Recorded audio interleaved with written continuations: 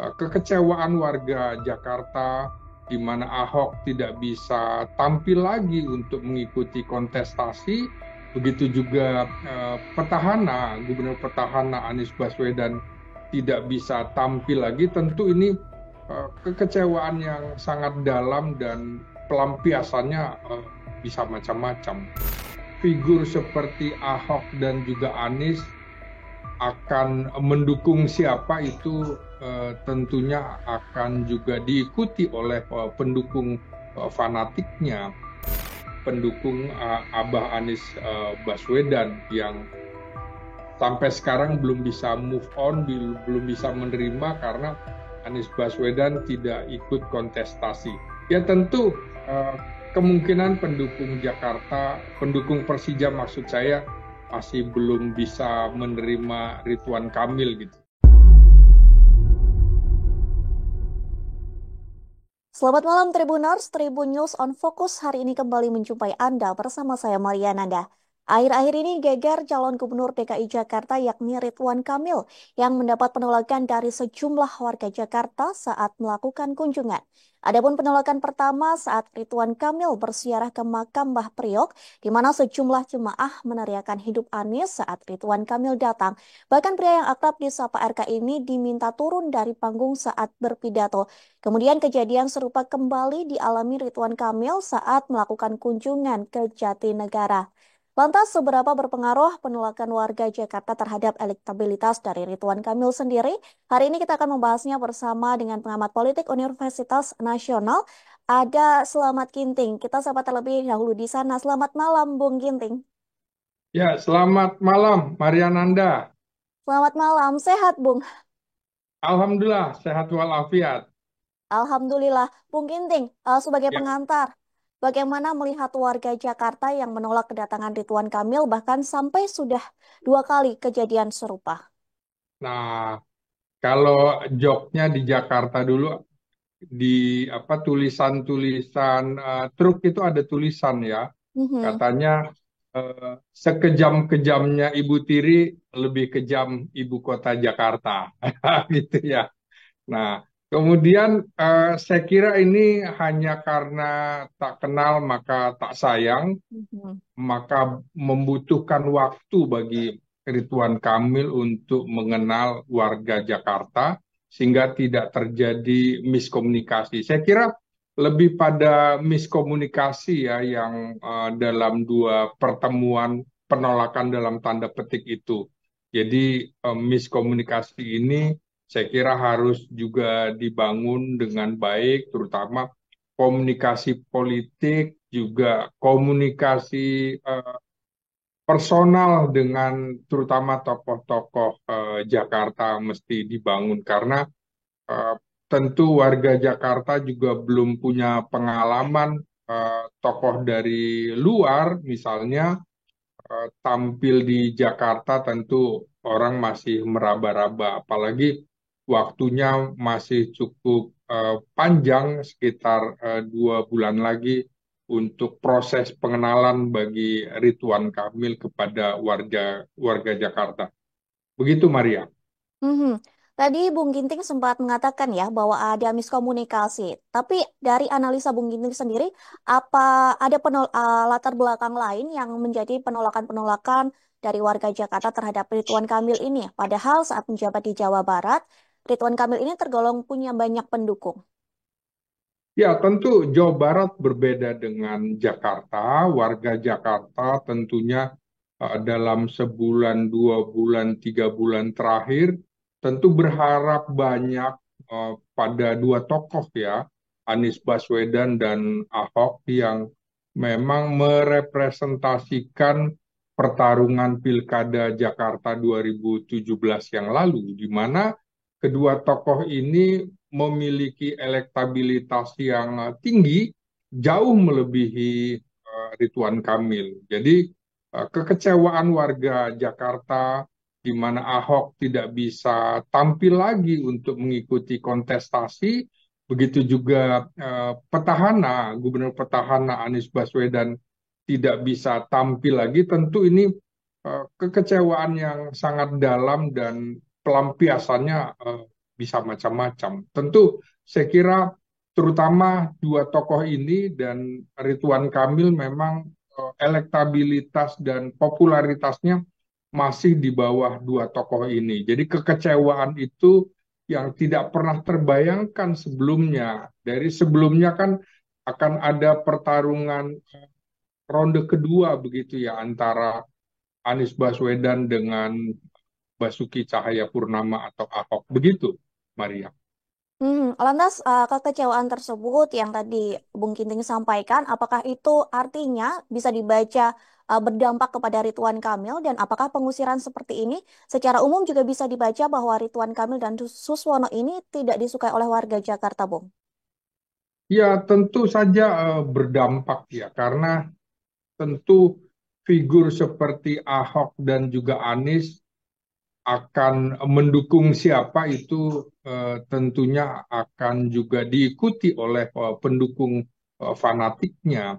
Ya, kalau Ahok barangkali karena sudah masuk dalam timnya yang mendukung Pramono Anung, Wibowo beserta Rano Karno dari PDIP, sudah jelas arahnya dukungan pendukung Ahok kemungkinan bisa lari ke sana. Tapi bisa juga kemudian karena kekecewaan akan dilampiaskan ke pihak yang lain. Pihak yang lain itu bisa saja kepada calon perseorangan atau bisa juga golput. Begitu juga dengan pendukung Anies Baswedan yang kita ketahui banyak dari mereka umumnya didukung misalnya oleh eh, kader PKS maupun simpatisan PKS sebagai eh, partai pemenang pemilihan legislatif di Jakarta, sementara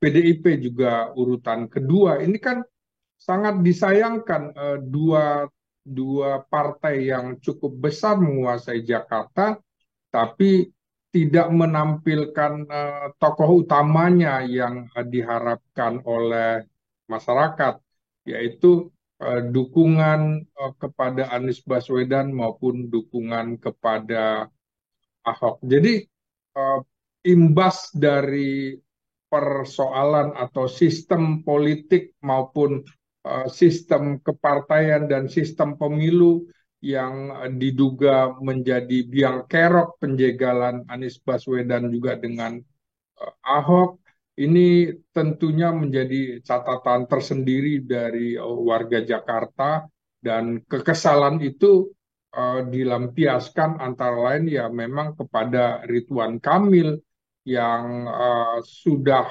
dalam notabene itu didukung penuh oleh penguasa dalam hal ini pemerintahan Presiden Jokowi maupun Presiden terpilih Prabowo Subianto. Apalagi faktanya adalah Ridwan Kamil didukung oleh 13 partai politik begitu. Mhm. Lantas Bung Ginting, seberapa berpengaruh sebenarnya penolakan ini terhadap elektabilitas dari Ridwan Kamil sendiri? Apakah penolakan ini akan menurunkan branding ataupun citra dari Ridwan Kamil sendiri, Bung?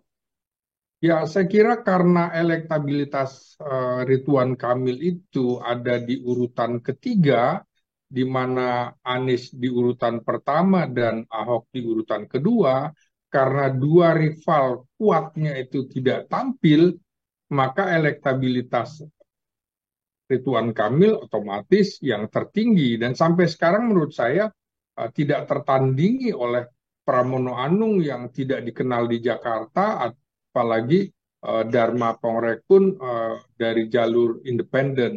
Yang lebih dikenal kalau untuk calon wakil gubernur tentu Rano Karno, kalau Pramono tidak. Jadi menurut saya kalau dari sisi elektabilitas, menurut saya peluang Ridwan Kamil dan pasangannya untuk tampil sebagai pemenang Pilkada Jakarta berpotensi jauh lebih tinggi daripada Pramono Anung walaupun itu didukung oleh Dul anak sekolahan, Dul anak Betawi Rano Karno. Jadi menurut saya eh, persoalan menggerusnya juga kan akan dilihat bahwa pada Pilpres yang lalu Prabowo juga menang tipis atas Anies Baswedan, maka saya kira pendukung yang memilih Prabowo waktu itu juga kemungkinan atas perintah endorse dari Prabowo kemungkinan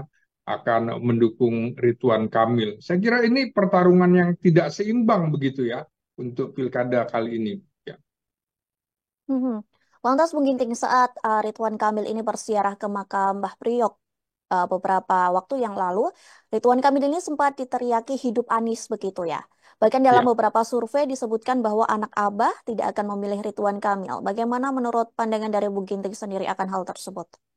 Iya, iya ini kan menandakan bahwa kelompok umat Islam yang lebih cenderung mendukung Anies Baswedan dan itu kan direpresentasikan pada suara protes begitu ya. Mhm. Hidup Anies di situ dan juga anak Abah atau pendukung Abah tidak akan mendukung tiga-tiganya atau alias golput alias mencoblos ketiga-tiganya ini memang bentuk kekecewaan yang luar biasa karena tidak terbayangkan bahwa Anies Baswedan tidak akan mendapatkan perahu dalam untuk berlayar mengikuti kontestasi Gubernur Jakarta. Ya inilah strategi di dalam pertarungan politik sangat berat, sangat keras dan bahkan mungkin sangat kasar itu yang barangkali tidak bisa diterima oleh para pendukungnya begitu. Hmm. Lantas berbeda dengan Pramono Anung dan Rano Karno yang ketika melakukan kunjungan disambut nyanyian begitu ya. Apakah ini juga menjadi keunggulan pertama bagi pasangan dari PDIP ini untuk mengalahkan Ridwan Kamil dan Suswono, Bang? Ya, saya kira kalau Rano Karno sudah sangat dikenal ya sebagai anak Hmm. Betawi, anak Jakarta, hidup dan besar di Jakarta, menjadi pemeran pemain film dari anak-anak sampai sekarang, identik sekali dengan kebetawian dan concernnya terhadap budaya Betawi juga tidak bisa diragukan. Saya kira sambutan itu karena figur Rano Karno bukan figur Pramono Anung Wibowo. Nah, saya kira juga hal yang mendasar yang harus dipahami oleh publik bahwa di Jakarta ini populasi penduduk dari sisi suku 35% itu Jawa dan Betawi sekitar 27%-an dan di bawahnya Sunda sekitar 15,5%. Dan ini tentu Pramono mewakili suku Jawa, kemudian juga ada Suswono pendukung apa, calon wakil gubernurnya Ridwan Kamil, juga suku Jawa, dan tentu ada Ridwan Kamil yang suku Sunda dan Betawi diwakili oleh Rano Karno. Saya kira ada kecenderungan dari etnis Betawi akan lebih memilih Rano Karno ketimbang yang memilih Ridwan Kamil maupun memilih Dharma Pongrekun. Jadi saya kira konfigurasi ini juga harus bisa dipahami bahwa populasi suku juga akan cukup menentukan di mana Jawa tertinggi, kedua Betawi, ketiga Sunda itu kan terwakili dalam dua kontestan non independen yang akan bertarung. Nah, ini mungkin menurut saya pasangan Pramono Anung dan Rano Karno akan bisa membuat kejutan karena menurut saya sampai saat ini kan laporan atau kemudian pengajuan nama Pramono itu di ujung akhir pendaftaran sehingga belum cukup waktu untuk pengenalan bagi pasangan ini terutama bagi Pramono kepada warga Jakarta, apalagi Pramono dalam posisinya sebagai sekretaris kabinet itu urusannya lebih ke dapur istana dan jarang tampil di media massa atau di tengah-tengah publik. Nah, ini tinggal kita lihat saja dalam sebulan terakhir ini bagaimana tingkat pengenalan publik terhadap Pramono Anung. Karena kalau menurut saya publik Jakarta tingkat pengenalannya paling tinggi tentu pada Rano Karno, kedua Ridwan Kamil yang uh, ini tokoh kontroversi sebenarnya bagi warga Jakarta begitu. Menarik kembali dari pernyataan Bung Ginting tadi yang mengatakan bahwa kemungkinan besar pemilih Prabowo di Pilpres 2024 akan memilih Ridwan Kamil begitu. Lalu perlukah atau mungkinkah kemudian endorse dari penguasa seperti Prabowo Subianto dan Presiden Jokowi untuk mengembalikan citra baik dari Ridwan Kamil di Jakarta setelah adanya kejadian dua penolakan di Jakarta sendiri? Iya, saya kira wajar saja ya, siapapun presidennya ingin dia dalam satu frekuensi dan gelombang yang sama dengan Gubernur Jakarta, karena posisi istana negara itu ada di Jakarta, dan walaupun uh, ibu kota katanya dipindahkan ke IKN, tentu ini kan masih butuh adaptasi. Jadi Jakarta tetap menjadi barometer politik, sehingga saya kira kubu pendukung RK yang diendos oleh Presiden Jokowi maupun Presiden terpilih Prabowo Subianto memiliki banyak fasilitas, suprastruktur politik, infrastruktur politik, saya kira akan dilakukan untuk memenangkan RK sebagai Gubernur Jakarta. Jadi kalau kita lihat bagaimana strategi membendung Anies, membendung Ahok untuk tidak bisa tampil, itu juga sudah diperhitungkan oleh Presiden Jokowi maupun Presiden terpilih Prabowo Subianto untuk dapat menempatkan Ridwan Kamil sebagai Gubernur Jakarta berikutnya. Karena uh, kondisinya seperti itu, pasti penguasa ingin ada satu frekuensi sehingga akselerasi pembangunan di Jakarta juga akan dapat dilakukan. Dan keuntungannya tentu kalau klop antara Gubernur Jakarta dengan Presiden, kalau ada apa-apa kira-kira kekurangan dana dan lain-lain, bisa meminta kepada pemerintah pusat yang memang mendukung bahkan mendorongnya sebagai Gubernur Jakarta. Karena plotnya Ridwan Kamil kan sesungguhnya bukan di Jakarta, di Jawa Barat. Maka kompensasinya tentu akan dilakukan, apapun akan dilakukan oleh Presiden Jokowi maupun Presiden terpilih Prabowo Subianto untuk dapat memenangkan Ridwan Kamil sebagai Gubernur Jakarta 2024 ini. Mhm. Bung Ginting, selain dari Ya. anak Abah, Ridwan Kamil juga saat ini dianggap masih jauh begitu ya, bahkan bermusuhan dengan Jakmania ataupun pendukung klub bola Persija. Lewat cuitan masa lalu Ridwan Kamil juga, hubungan ini apakah juga bisa semakin menurunkan eksistensi dan elektabilitas dari Ridwan Kamil sendiri, Bung?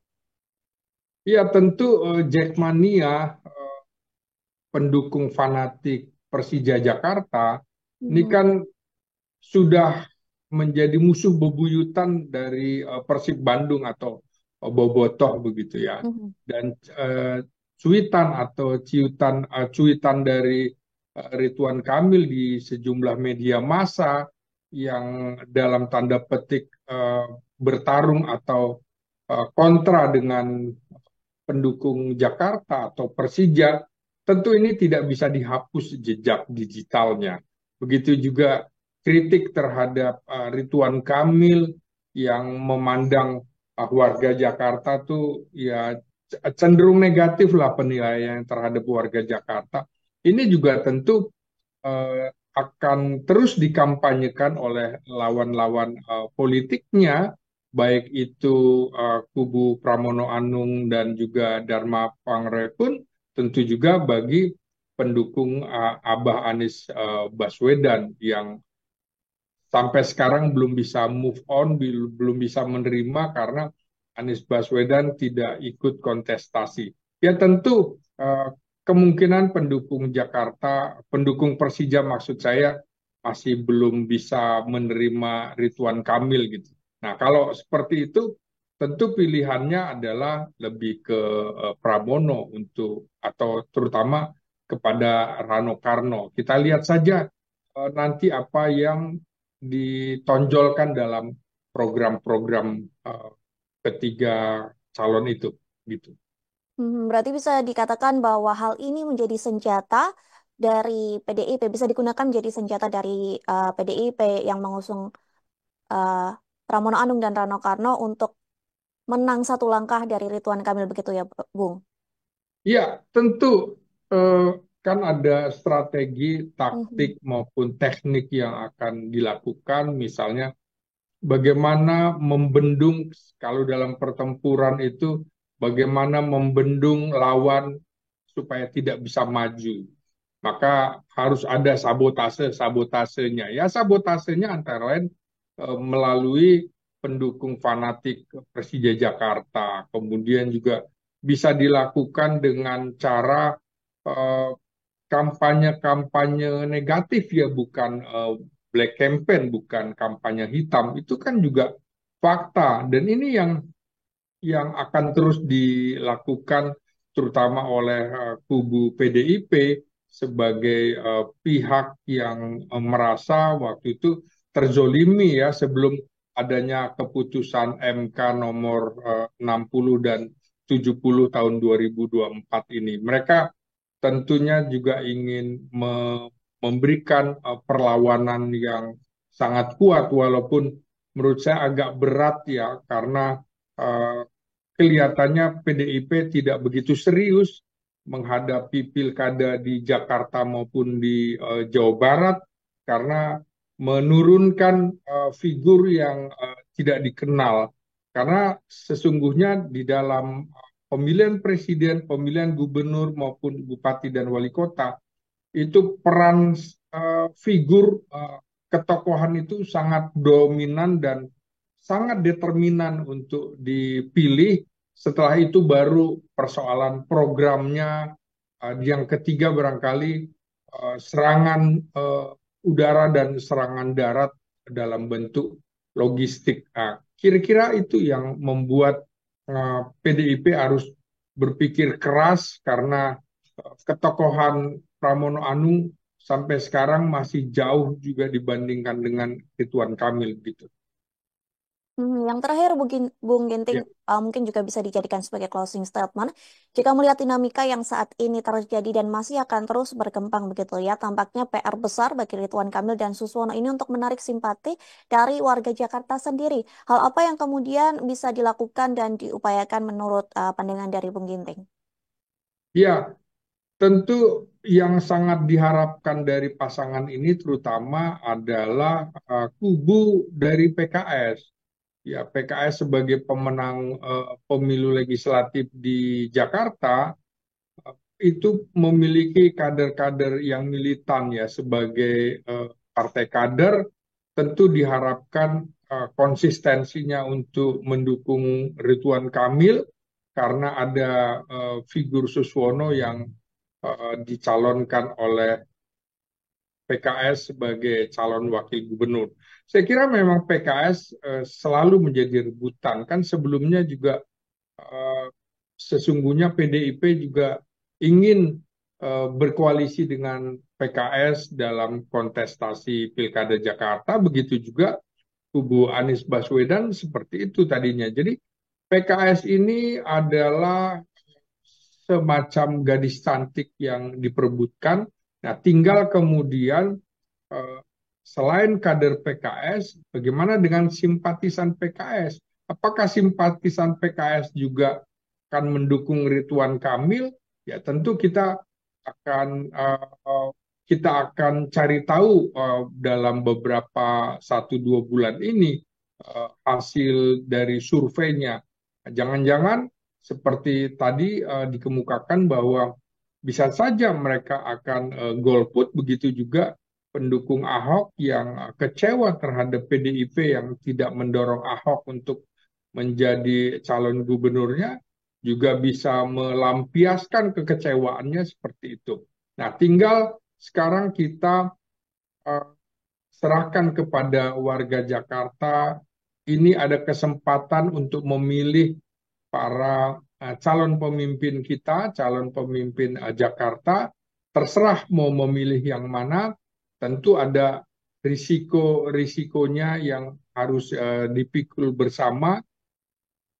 Golput ada risikonya. Memilih salah satu, salah dua, atau salah tiga di antara tiga pasangan ini juga tentu ada plus minusnya. Inilah demokrasi, inilah pertarungan politik, harus dicerna plus minusnya. Bagaimana kalau Ridwan Kamil menjadi gubernur, bagaimana kalau Pramono Anung menjadi gubernur, atau jangan-jangan Dharma Pangrekun juga punya peluang seperti itu, walaupun menurut saya peluangnya sangat tipis sekali. Jadi saya kembalikan dinamika politik di Jakarta itu kepada warga Jakarta, tapi yang menarik adalah dalam beberapa kali pilkada di Jakarta, yang elektabilitasnya tinggi justru kalah. Contoh, Fauzi Bowo kalah dengan Jokowi, kemudian juga uh, Ahok yang elektabilitasnya lebih tinggi daripada Anies kalah juga dari Anies. Nah, kita tuh tinggal menunggu apakah elektabilitas Ridwan Kamil yang saat ini lebih tinggi dari Pramono akan juga terjungkal dalam pilkada kali ini. Walahu alam, dan kita tinggal menunggu pertarungan itu. Begitu, Maria Nadia. Baik, Maria terima Nanda, kasih ya. Bung Ginting yang sudah Ya. bersama kami bersama Tribun on Focus hari ini. Kita nantikan bersama begitu ya Bung, terkait dinamika terbaru dan perkembangan dunia politik yang semakin seru dari Pilkada 2024. Sekali lagi terima kasih Bung Ginting atas waktu dan kesempatannya. Semoga kita bisa berbincang di lain kesempatan. Sehat selalu Bung Ginting. Oke, Tribuners, Maria Nanda, terima kasih. terima kasih. Tribuners, terima kasih sudah menyaksikan Tribun News on Focus hari ini. Di akhir kata, saya Mariana dan kru yang bertugas pamit undur diri. Terima kasih dan sampai jumpa. Download Tribun X sekarang. Menghadirkan lokal menjadi Indonesia.